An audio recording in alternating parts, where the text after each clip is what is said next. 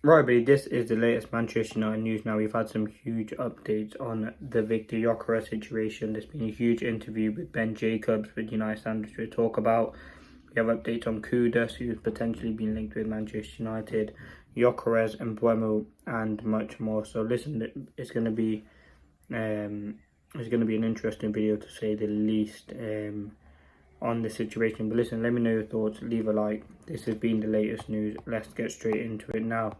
We're going to start off by talking about the Gyökeres situation and the striker situation. Now, Manchester United want to advance on Victor Gyökeres' deal should they be able to do so financially. It depends on the overall cost and other suitors, hence why other strikers are being looked at.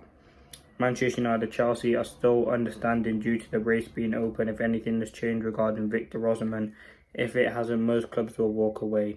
Keep an eye on PSG with Osimhen, with the Saudi deal seemingly being off because they were one of the clubs that did agree to its financial terms.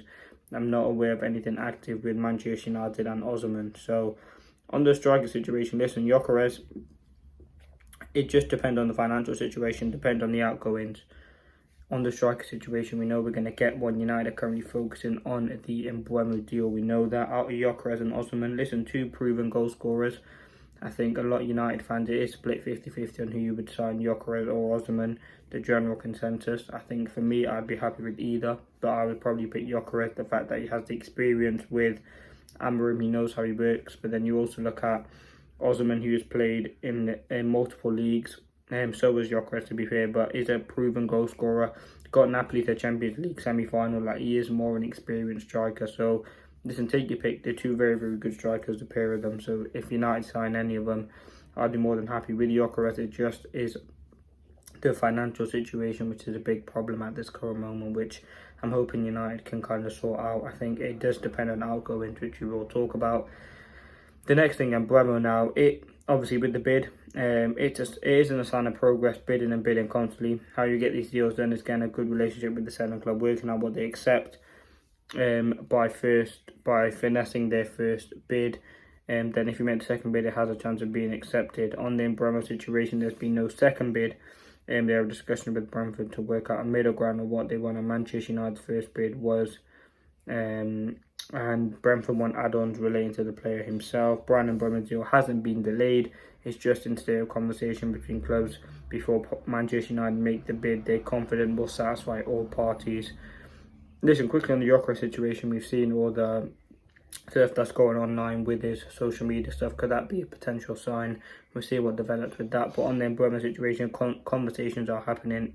Obviously, we know we put that first bid in. That's been rejected. We're going to go in for the second one. I think he will inevitably join Manchester United. It's all about making the correct deal now and putting all parties, satisfying all parties to make the deal correct. And I think that's what will happen sooner rather than later.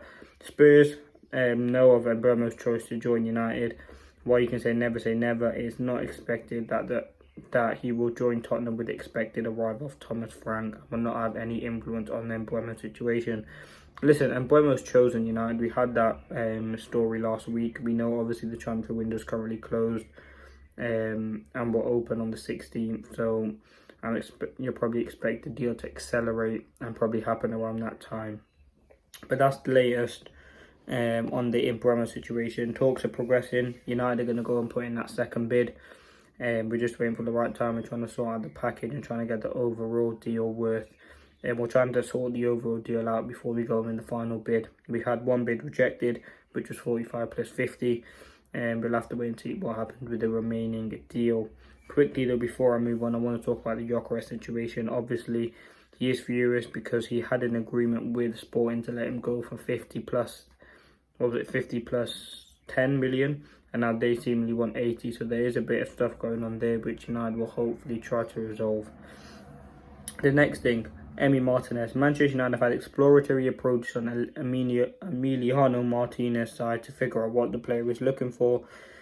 There is a concrete chance Martinez leaves Aston Villa due to their PSR position. They may be forced to sell, so it's one to watch over the coming weeks. Atletico Madrid are also interested. If 30-40 million was secured for Martinez, Villa might feel they can get a replacement goalkeeper for less. Now, on the goalkeeper situation, he's definitely a keeper I'll look at. Yes, he does have his shaky and reckless moments, but he definitely is a very, very good keeper. Good shot stopper, good distribution, can play up from the back very, very well. Is a modern day keeper, obviously is experienced, playing in the Premier League, and would be definitely a huge upgrade. Do I think it will happen? Probably not. I don't know if United will have the funds in this window to get any keeper. It probably all depends what happens with Onana and Binder, if any clubs will come into them, or if United will have the time and the money to try and offload them to bring in a different keeper. Now, on the next thing, Garnacho. Garnacho is open to all offers, not just Premier League. Napoli's valuation is 42, but Manchester United want a lot more and hope for a bidding war. I'm not sure Manchester United are in a strong position to stick the evaluation of Garnacho because his exit suits all parties. While Alejandro Garnacho is on Chelsea's list, the main priority is Jamie Gittins. So let's see what happens on the Garnacho situation. His exit suits all parties, so unexpected that an exit for Garnacho will happen soon.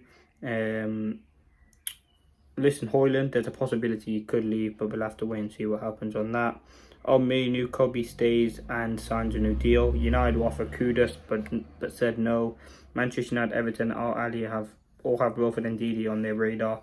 As you've seen, he has a £9 million relegation clause, so let's see what develops with that. But nothing is advanced at this current moment. Listen, I'm gonna leave it there. That has been the latest update. Dortmund are in for Sancho, but we see what happens and develops with that. But that has been the latest news. And yeah, thank you for watching. But some interesting stuff. And MBUEMO confident deal will happen. Same too with Cunha, with GYOKERES as well.